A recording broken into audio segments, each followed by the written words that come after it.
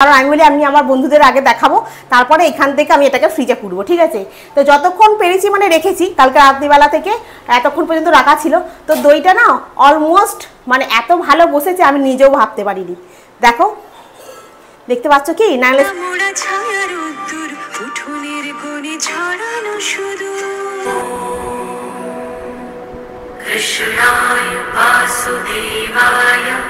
সাগর জয় copy সুতি গুলো কুজাগারাম ততুলিত বলধামঞ্জনি পুত্র পবন সূত্র নাম মহাবীর বিক্রম বজরঙ্গী কুমিত নিবাস মুতকে সঙ্গী কাঞ্চন লক্ষ্য কাহ গৌরানা আপন তেজে তোমারি আপে তিন লোক হংকেতে কাপে। গুড মর্নিং বন্ধুরা, কেমন আছো তোমরা সবাই? আশা করছি তোমরা সকলেই খুব ভালো আছো, আমিও বেশ ভালো আছি।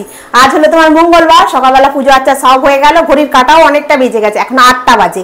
তো চলো, আজ কালকে রাতেবেলা আমি দইটা বসিয়েছিলাম, তোমাদেরকে বলেছিলাম আমি আজকে যদি বসে তাহলে আমি এরপরে বসাবো, নাহলে বসাবো না। এতটা মুখে হাসি এই কারণেই, কারণ আমি সকালবেলা উঠে অলরেডি দেখে নিয়েছি আমার দইটা মোটামুটি ভালো বসে গেছে, ঠিক আছে। আমি কিন্তু এখনো ঢাকনা সরাইনি, কারণ আমি বলি আমি আমার বন্ধুদের আগে দেখাবো, তারপরে এখান থেকে আমি এটাকে ফ্রিজে পুরবো, ঠিক আছে। তো যতক্ষণ পেরেছি মানে রেখেছি, কালকে রাত্রিবেলা থেকে এতক্ষণ পর্যন্ত রাখা ছিল। তো দইটা না অলমোস্ট মানে এত ভালো বসেছে আমি নিজেও ভাবতে পারিনি। দেখো, দেখতে পাচ্ছ কি? নাহলে সামনে থেকে দেখাই, দাঁড়াও। এবারে চা বসাবো, ভাত বসাবো, আজকে মঙ্গলবারে নিরামিষ হবে। আগে তোমাদের দইটাকে একটু দেখাই, তারপরে গিয়ে চাটা বসাবো। দইটা দেখেছো? একদম নরম চরণ, হেভি হয়েছে না? এটাকে এবার ফ্রিজে পুরে দিই। এতটা ভালো বসবে আমি নিজেও কল্পনা করতে পারিনি। তনুকে বলছি, তনু আমাদের দইটা কিরকম বসেছে রে? বলছে হেভি বসেছে। এই এখন দইটাকে ভেতরে পুরি, এরপরে তোমার রান্নাটা বসিয়ে দিই। আজকে তনুকে বলছি তনু চিড়ে দিয়ে দই দিয়ে আম দই দিয়ে খাওয়া হয়ে যাবে। বলছে ঠিক আছে তাই করো। আর চলো একটুখানি বসে চা খাই। আজকে ভাবছি একটুখানি পোস্ত বেটে নিই, টমেটো দিয়ে শুধু পোস্ত করব, ঝুড়ো পোস্ত খেতে ভালো লাগবে। কারণ তনু আলু দিলে খাবে না, আলুটা বেঁচে বেঁচে রেখে দেবে। আলুটাকে খাবে বলো, আলু ভাজা আছে, তার মধ্যে পেঁয়াজ থাকানো, আজকে তো আমি মঙ্গলবার খেতে পারবো না। তো সেই জন্য ভাবছি শুধু ঝুড়ো পোস্ত করি, ভাত বসিয়ে দিই আর চিড়ে দিয়ে দই দিয়ে খাওয়াবে। একদম সকালবেলা শিডিউল সাজিয়ে নিয়েছি। বাসনগুলো সব মেরেছিলাম, অর্ধেক গোছানো হয়েছে, এখনো অর্ধেক বাকি আছে গোছানো হতে। এগুলো সব একটা একটা কাজ করি, আগে ফার্স্টে চাটা করি, খাই, তারপরে ভাতটা বসিয়ে দিই তার সাথে সাথে। সকাল সকাল প্রথম কাজ হলো চাল ধুয়ে ভাতটাকে বসানো। ভাত বসানোটা খুব শান্তির কাজ, জানো তো, কারণ ওটা বসলে আমিও একটু বসতে পারি। সকালটা শুরু হয় চাল ধুয়ে হাঁড়িতে তুলে। এখন ওদের কাজ হচ্ছে রান্না হওয়া, আর আমার কাজ হচ্ছে এখন একটু বসে চা খাওয়া। চাল ধোয়া জলটা এই বাটির মধ্যে একটু রেখে দিই। কালকে রাত্রেবেলা গাছগুলোতে জল দিতে না, গাছগুলো বেশ ভালো সতেজ হয়ে গেছে জানো তো। আর এখন এই চাল ধোয়া জলটা এই গাছেতে দেবো। চলো চাটা রেডি করে নিলাম, ভাতটা এখানে বসিয়ে দিলাম, দিয়ে চাটা করে খেয়ে তারপরে এসে বাকি কাজগুলো করব।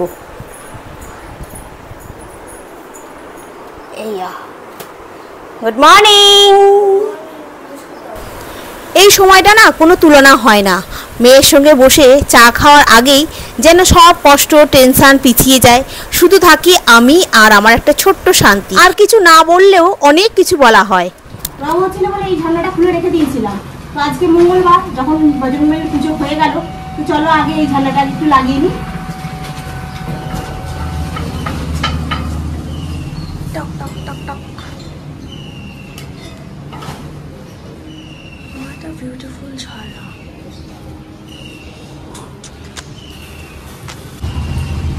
কিছুটা স্টিক ভেতরটার দিকে ঢুকিয়ে রাখলে ভালো হবে।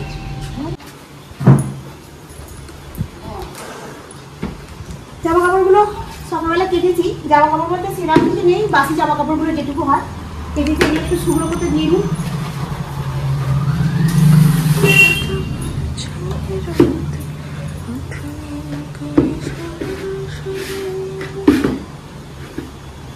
একটা মাছ ছিল, এটাকে আগে কেটে দিয়েছিলাম, এটা না কি নোংরা হয়েছিল। আমার কথা এক সপ্তাহ পরি না না এগুলো, তারপরেও না এই জায়গাটা থেকে পুরো খারাপ হয়ে যায়।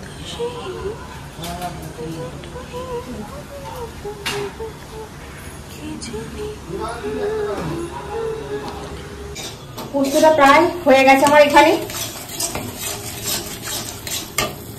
ভাতটাও প্রায় হয়ে গেছে, একদম ভাতটা একদম পুরো সম্পূর্ণভাবে হয়ে গেছে। আর আজকে রান্নায় অন্য কিছু আর হবে না। এখানে বড়িটাকে ভেজে আর তোমার গুঁড়ো করে রেখে দিয়েছি, একদম একটুখানি শুকনো লঙ্কাকে ভেজে বড়ির সাথে গুঁড়ো করে দিয়েছি, এটা খেতে খুব ভালো লাগে। আজকে তো সোমবার, পেঁয়াজ খেতে থাকলে ভালো হতো। আজকে মঙ্গলবার, ও আজকে তো মঙ্গলবার, পেঁয়াজ খেতে থাকলে ভালো হতো, কিন্তু যেহেতু পেঁয়াজ খেতে নেই আমাকে বড়ি ভাজা ভাত দিয়েছে, এখানে ঝুড়ো পোস্ত ওর জন্য এটা রেখে দিয়েছে, আমাকে মনে হয় এইটার মধ্যে ঝুড়ো পোস্ত দিয়েছে। এই আমটা দিয়ে খাবো, চিড়ে নিয়ে নিয়েছি, ভিজিয়ে নিয়েছি চিড়েটাকে, এটা তনুর, এটা আমার। আর এই যে তনুগুড়ি এখানে এসে গেছে, এসে গিয়ে এখন দইটা এখন এ করছে, দেখি দইটা কেমন। কাট কাট, হ্যাঁ কাট। ইরি সাবাস, কি হয়েছে রে, একটুখানি গালে দিয়ে দেখবি নাকি কেমন হয়েছে, খেয়ে দেখ না একটুখানি, নিজে নিজেই খা। ভালো হয়েছে, মিষ্টিটা ঠিক আছে?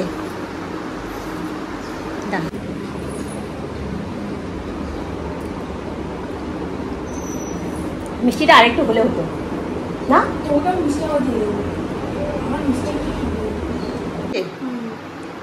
আমার একটা গন্ধ আছে না, কিন্তু আমার মনে হচ্ছে মিষ্টিটা আরেকটু হলে হতো।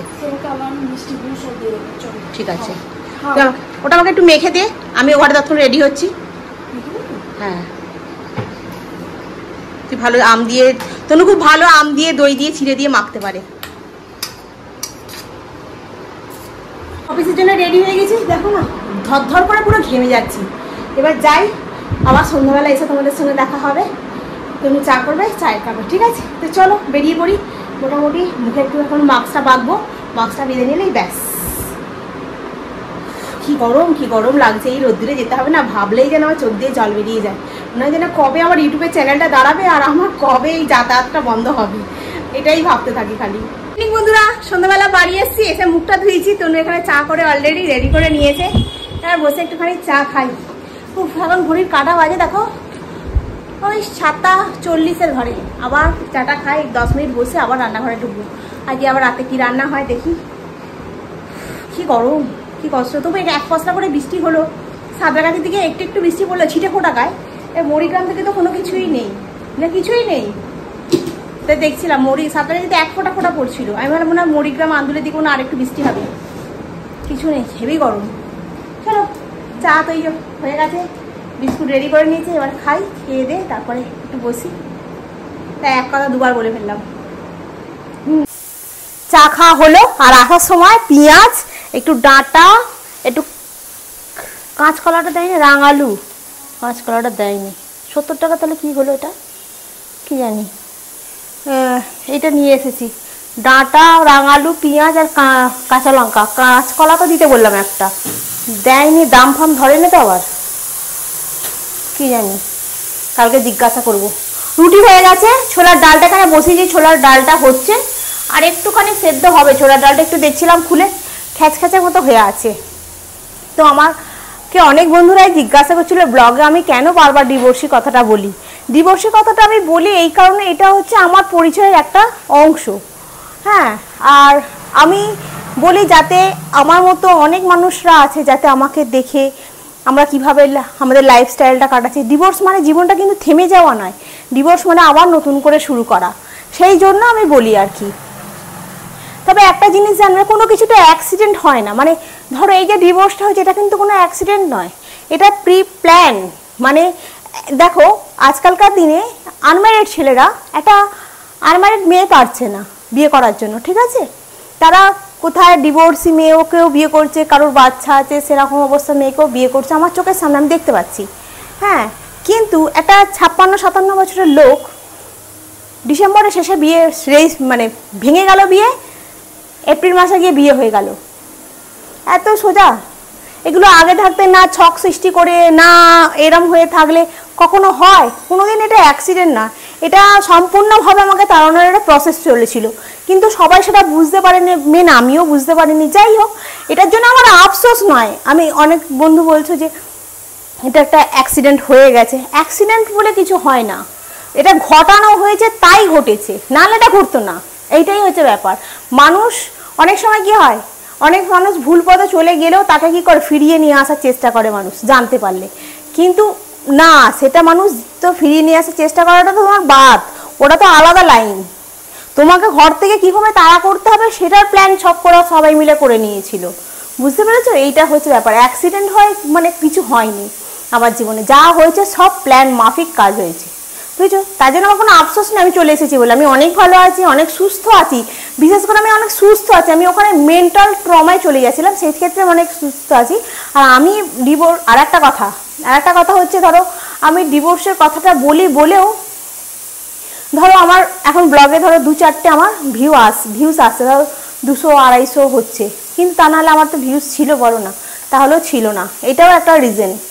আর একটা হচ্ছে কি বলতো, আমার কোথাও একটা মনের ভাব, মনের কথা, মনের কষ্ট, মনের দুঃখ, মনের যন্ত্রণা আমি এই ব্লগের মাধ্যমেই প্রকাশ করি, বুঝতে পারছো? যার কোথাও জায়গা নেই বলার, তাই জন্য সবটাই আমি এই ব্লগেতেই প্রকাশ করি। হ্যাঁ, যাতে আমাকে ধরো অনেকে রিলেট করতে পারে যে আমার লাইফটা মামুনির মতোই। হ্যাঁ, এই জন্যই বলি আর কি, বুঝতে পেরেছো? এছাড়া অন্য কোনো কারণ নেই যে বারবার ডিভোর্সি করে আমি নিজেকে যে ছোট করছি সেটা নয়, এই জন্য আমি বলি, আর অন্য কোনো কারণ নাই বন্ধুরা। আর যাই হোক, মানুষের জীবন কি বলতো, যেমন আমার জীবনটাই, এই যে আমি এত পরিশ্রম করছি, কষ্ট করছি, ফলের আশা কি বলবো আর, বলো না, ফলের আশা আর কি করব, ফলের আশা আমি কিছু করি না, কেন কি যা ফল পাওয়ার ভগবান যা করেছি, পাপ ধাপ যাই কিছু সবই পেয়ে যাচ্ছে এখানে। একটা সময় আমি হাঁপিয়ে যাই, কষ্ট হয়, আমার প্রচণ্ড কষ্ট হয়, আমি পারি না, একটা সময় আমার মনটা হয় সব ছেড়ে দিই, দিয়ে চুপ করে বসে থাকি, আর দিচ্ছে না শরীর। কারণ এই সকালবেলা 5:30-6টায় আগে উঠে সেই রাত্রির 1টা 1:30, একদিন 2টোও হয়ে যায়। যেমন জামাই ষষ্ঠীর দিনকে কত রাত্রির পর্যন্ত ব্লগ এডিট করেছি জানো, তোমার 2টো বেজে গেছে অলরেডি। কারণ আমি জানি আমার বন্ধুরা 2টোর সময় ব্লগ পাবে, আশায় বসে থাকবে, আমাকে এডিট করে রেডি করে রেখে দিতে হবে। সকালবেলা উঠে সময় পাবো না, কারণ আমাকে সকালবেলা উঠে আবার একটা নতুন কাজে হাত দিতে হবে, আবার নতুন করে ব্লগ বানাতে হবে, এই ফোনের স্টোরেজ ফুল হয়ে গেলে আর আমি বানাতে পারবো না, অনেক সমস্যা গো। জীবন লাইফটা যে আমার কত সমস্যায় জর্জরিত, কিন্তু আমি সবটা তোমাদের কাছে মানে একটু আনন্দ, একটু হাসির ছলে, একটু ফানি করে তোমাদেরকে বোঝানোর চেষ্টা করি, আর এছাড়া আর অন্য কিছু নয়। চলো, অনেক কিছু বললাম, এখন বাসনগুলো মেজে নিয়েছি, এখন খালি এটা হয়ে যাক, হয়ে গেলে কালকে ডাঁটা দিয়ে আলু দিয়ে আলু দিয়ে মাছ নিয়ে আসবে একটু ভাবছি, দিয়ে ঝোল করবো জানো তো। কারণ তনুকে তখন ডিম খেতে নেই, ওর অ্যালার্জি হয়েছিল, পাটা এখন ভালো হয়ে গেছে, কানে ব্যথাটাও ভালো হয়ে গেছে, খুসখুসে কাশিটা মাঝে মধ্যে একটু আধটু হচ্ছে, ওটা আস্তে আস্তে ঠিক হয়ে যাবে। ও আর একটা কথা বলি তোমাদেরকে, যেটা ইম্পর্টেন্ট, সেটা হলো কি, তনুর বললাম সিএমএ পরীক্ষাটা কলেজের পরীক্ষার সাথে 18 তারিখে পড়ে গেছিলো, সেটা ভগবানের কৃপায়, আমি বললাম না ও মেল করেছিল ওখানে, তারপরে তোমার সব রকম বিচার বিবেচনা করে কলেজের পরীক্ষাটা হয়েছে। মানে কত তারিখ হয়েছিল কলেজের পরীক্ষাটা তনু? কলেজের পরীক্ষাটা কত তারিখ? 23 তারিখ, এই মাসে 23 তারিখ। আর ওরা সিএমএ পরীক্ষাটা দিতে পারবে, 12 তারিখ থেকে আরম্ভ হবে। আর আমাকে দিয়ে আসতে যেতে হবে, কদিনের জন্য আমি ছুটি নেবো, 4 দিনের জন্য। তো এইটাতে মানে তনুও খুব খুশি হয়েছে, আমিও খুব খুশি হয়েছি, কারণ অনেকগুলো টাকা আমরা করেছিলাম, মানে জমা দিয়েছিলাম। ঠিক আছে থাক, কোথাও তো একটুখানি হচ্ছিল, ও মনটা খুব খারাপ হয়ে গেছিল, যে রেডি হয়ে গেছিল দেওয়ার জন্য, নিজেকে তৈরি করে নিয়েছিল, তারপরে বন্ধ হয়ে গেছিল। তো সেই সবটা নিয়ে কয়েকদিন ধরে মন খুব খারাপ ছিল, কান্না কাটি করে শরীর তো খারাপ করেই ফেললো। যাই হোক, আজকে অ্যাডমিট দিয়ে মানে কলেজ থেকে করেছে যে 23 তারিখে তোমার হবে, পরীক্ষা হবে। আর সিএমএ থেকেও অ্যাডমিট পেয়ে গেছে, আজকে প্রিন্ট আউট করে নিয়ে আসলাম, 12 তারিখ থেকে আরম্ভ। এটা একটা খুব খুশির খবর। অনেক বক করলাম, এবার একটুখানি রুটিটা তো হয়ে গেছে, ছোলার ডালটাকে একটুখানি সাবলে নিয়ে আমটা কাটি, কেটে তনুকে দিয়ে আমি খাই, ঠিক আছে? এই হলো তোমার রুটি হয়ে গেছে এখানে, দাঁড়াও। আর এখানে হয়েছে তোমার ছোলার ডাল, আর এই যে আম কেটে নিয়েছি। খাওয়া দাওয়াটা শেষ করে এবার নিজেকে একটুখানি সময় দেবো, আবার ভাববো কালকের ব্লগটা কীভাবে শুরু করব। বুঝলে তো বন্ধুরা, এইভাবেই জীবনটা যাচ্ছে, এইভাবেই কাটাচ্ছি। তোমরা একটু পাশে থেকো, সাথে থেকো, তাহলেই হবে, তাই না? তো চলো, একদম সব গুছিয়ে নিয়ে যাচ্ছি, একদম ব্যালেন্স করে। টেবিলে বসবো না, টেবিলের ওখানটাতে না হাওয়া লাগে না, এখানটাতে বসলে হাওয়া লাগে না, এই বিছানাটাতে বসলে আবার হাওয়া লাগে। এখন একটুখানি টিভিটা যদি তুমি চালায় ভালো, নাহলে ফোনেতে একটুখানি কিছু চালিয়ে দেখতে দেখতে খাওয়া হয়ে যাবে। ঘড়ির কাঁটা এখন 9:30 ঘরে। তো চলো বন্ধুরা, আজকের ব্লগটা আমি এখানেই শেষ করলাম। নেক্সট ব্লগে আবার তোমাদের সঙ্গে দেখা হবে। তোমরা খুব ভালো থেকো, সুস্থ থেকো, খুব সাবধানে থেকো। Good night. হ্যাঁ, তনু কত খালি নাচছে দেখো না।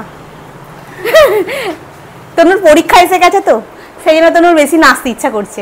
বল তনু, তনু খুব আনন্দ পেয়ে গেছিস বল তনু, তো যে এক্সামটা হচ্ছে খুব আনন্দ পেয়েছিস না? কি মনে হচ্ছে তোর?